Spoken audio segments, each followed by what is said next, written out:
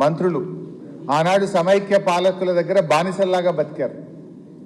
ఈరోజు స్వరాష్ట్రంలో కూడా తెలంగాణ ఆత్మగౌరవాన్ని ఇవాళ పక్క రాష్ట్ర నాయకత్వానికి తాకట్టు పెట్టే పరిస్థితి జరుగుతూ ఉంది.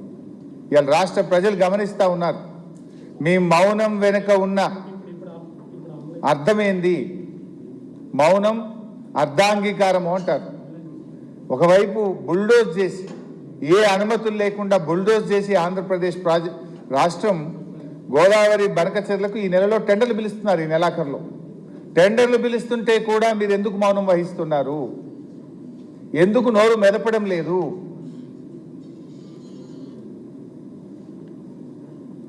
ఇలా కృష్ణా నీళ్లు తాత్కాలిక ఒప్పందం ప్రకారంగా 66-34 కృష్ణా నీళ్లు అక్రమంగా తాత్కాలిక ఒప్పందానికి మించి తీసుకుపోతుంటే కూడా కిమ్మనరు కమ్మనరు, సపోర్ట్ చేయరు.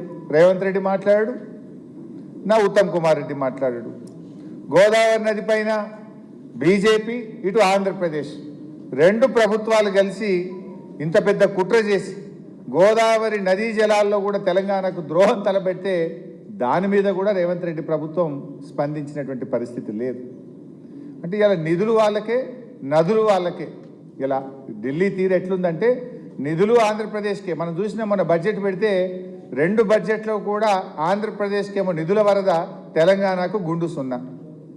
నిధులు ఆంధ్రాకే, నదులు ఆంధ్రాకే, తెలంగాణకు గుండు సున్నా. ఇది ఇలా ఢిల్లీ పాలకుల వైఖరి. ఈ రాష్ట్రంలో ఉన్న 8 మంది బీజేపీ ఎంపీలు కానీ 8 మంది కాంగ్రెస్ ఎంపీలు తెలంగాణకు నిధుల్లో, నదుల్లో అన్యాయం జరిగినా కూడా నోరు విప్పనటువంటి పరిస్థితి మనం చూస్తూ ఉన్నాం. ముఖ్యంగా 2 కేంద్ర మంత్రులు ఉంటారు. ఈ మన రాష్ట్రం నుంచి ఉన్న 2 కేంద్ర మంత్రులు ప్రపంచమంతా మాట్లాడతారు. యాడేడ చీమ చిటుకుమన్నా బయట యుద్ధం జరిగినా మాట్లాడతారు. కానీ తెలంగాణకు నీళ్ళల్లో ఇంత ద్రోహం జరుగుతూ ఉంటే, తెలంగాణకు ఇంత అన్యాయం జరుగుతుంటే ఆ 2 కేంద్ర మంత్రులు మాత్రం నోరు కూడా మెదపడం లేదు. ఇవాళ ఈ రాష్ట్ర ప్రజలు గమనిస్తూ ఉన్నారు ఈ విషయాన్ని. గతంలో కూడా ఒకసారి మనం గుర్తు తెచ్చుకుంటే సమైక్య రాష్ట్రంలో 2 టీఎంసీల బాబ్లీ ప్రాజెక్టు కోసం చంద్రబాబు నాయుడు గారు పెద్ద పోరాటం చేసిండు మహారాష్ట్ర మీద. 2 టీఎంసీల బాబ్లీ కోసం పెద్ద పోరాటం చేసినారు ఆ రోజు. మరి ఈరోజు ఎన్ని బాబ్లీ ప్రాజెక్టులు కలిపితే ఒక బంకచెర్లకు సమానం? 100 కదా, ఆల్మోస్ట్ ఇది 200 టీఎంసీలు, అది 2 టీఎంసీలు. 2 టీఎంసీల మన బాబ్లీ మీద అంత పోరాటం చేస్తే 200 టీఎంసీలతో అక్రమ ప్రాజెక్టు ఆంధ్రప్రదేశ్ నిర్మిస్తే ఈ రాష్ట్ర ప్రభుత్వం ఎంత పెద్ద పోరాటం చేయాలి? ఎందుకు మౌనం వహిస్తున్నారు? అంటే మీ దోస్తానాలు, మీ పాత బంధాలు ఏమన్నా ఉంటే దానికి తెలంగాణ ప్రయోజనాలు ఫనంగా పెడతారా? తెలంగాణ భవిష్యత్తును మీరు ప్రశ్నార్థకం చేసే హక్కు మీకు ఎక్కడిది అని నేను అడుగుతా ఉన్నా. అందుకే నేను ఒకటే కోరుతా ఉన్నా. మొన్న ఎప్పుడో బండి సంజయ్ గారు కూడా మాట్లాడుతుంటుండు, తిరుపతికి పోయినట్టున్నాడు. తెలంగాణ కంటే 10 రెట్ల నిధులు ఆంధ్రాకి ఇచ్చాము అని తెలంగాణ మంత్రి చెప్తున్నాడు. ఆయనే స్వయంగా చెప్తుండు, 10 రెట్ల ఆంధ్రాకి ఇచ్చినాం, తెలంగాణకి ఏమి ఇయ్యలే. స్వయంగా కేంద్ర మంత్రి గారు. అంటే నదులు వాళ్ళకే, నిధులు వాళ్ళకే. ఇది ఎవరు చెప్తున్నారు? కేంద్ర మంత్రి చెప్తున్నాడు. సో మేము అనేది ఒక్కటే. నేను I will go to PPT, political speech ఎక్కువ బోను. కానీ ఫైనల్గా ఈ ప్రభుత్వానికి మా అప్పీల్ ఒక్కటే, ఇప్పటికైనా కళ్ళు తెరవండి. ఇంకా నష్టం జరగకముందే గోదావరి బనకచెర్ల ప్రాజెక్టును అడ్డుకోండి. బీఆర్ఎస్ పార్టీ మాకు రాజకీయాల కంటే రాష్ట్రం ముఖ్యం, రాష్ట్ర ప్రజలు ముఖ్యం. కేసీఆర్ గారి నాయకత్వంలో ప్రాణత్యాగానికి సిద్ధపడి కేసీఆర్ గారు ఎన్నో పదవీ త్యాగాలతో, ఎంతోమంది విద్యార్థుల బలిదానాలతో వచ్చినటువంటి రాష్ట్రం. ఈ రాష్ట్ర భవిష్యత్తు మాకు ముఖ్యం. మీరు కాంగ్రెస్ పార్టీ ఏ రకమైన పోరాటానికి మీరు ఈ ప్రాజెక్టు మీద రూపకల్పన చేసినా బీఆర్ఎస్ సంపూర్ణమైన మద్దతును అందిస్తుంది. అఖిల పక్షాన్ని ఢిల్లీ తీసుకుపోతారా చెప్పండి, మేము కూడా మీ వెంట వచ్చి ఈ రాష్ట్ర ప్రయోజనాల కోసం గట్టిగా మేము కూడా ప్రశ్నిస్తాం.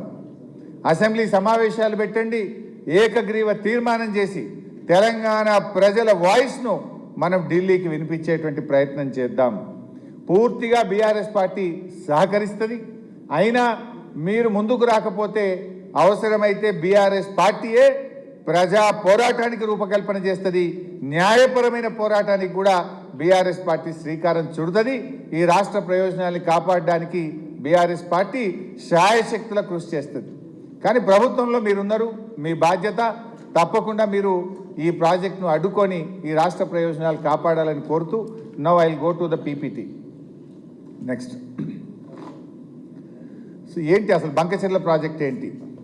కృష్ణా జలాల తరహాలోనే గోదావరి జలాలను చెరపట్టేందుకు ఆంధ్రప్రదేశ్ ప్రభుత్వ ప్రయత్నం. రోజుకు 2 టీఎంసీల సామర్థ్యంతో మొత్తం 200 టీఎంసీల తరలింపు. 80,000 కోట్లతో బంకచెర్ల ప్రాజెక్టు నిర్మాణానికి ఆంధ్రప్రదేశ్ ఈ నెలాఖరులో టెండర్లు పిలువబోతా ఉంది. 150 టీఎంసీల నిల్వ సామర్థ్యంతో బొల్లంపల్లి వద్ద భారీ కృత్రిమ జలాశయ ప్రతిపాదన. ఇక్కడ ఒక పాయింట్ కూడా మీరు అర్థం చేసుకోవచ్చు. గతంలో కేసీఆర్ గారు 50 టీఎంసీలతో మల్లన్న సాగర్ కడితే నది లేని చోట 50 టీఎంసీలతో అంత పెద్ద రిజర్వాయర్ కడతారా, అంత అవసరమా అన్నారు. ఇలా ఆంధ్రప్రదేశ్ 150 టీఎంసీలతో కృత్రిమ జలాశయం నిర్మిస్తూ ఉంది.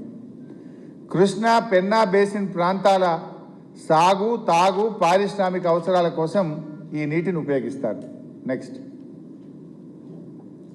ఇది మ్యాప్ యాప్ఆంధ్రప్రదేశ్ ప్రభుత్వం సమర్పించినటువంటి ప్లాను.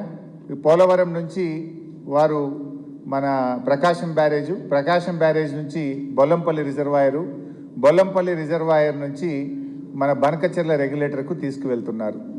మొత్తంగా ఇందులో ఈ రెడ్ అంతా కూడా టనల్. ఇది plan of the flow diagram of Godavari Bankacherla link. Next, so ఇది 3 సెగ్మెంట్స్ చేసిండ్రు. Segment 1 Polavaram to Prakasam barrage, segment 2 Prakasam barrage to Bollampalli reservoir, segment 3 Bollampalli reservoir to Banakacherla regulator.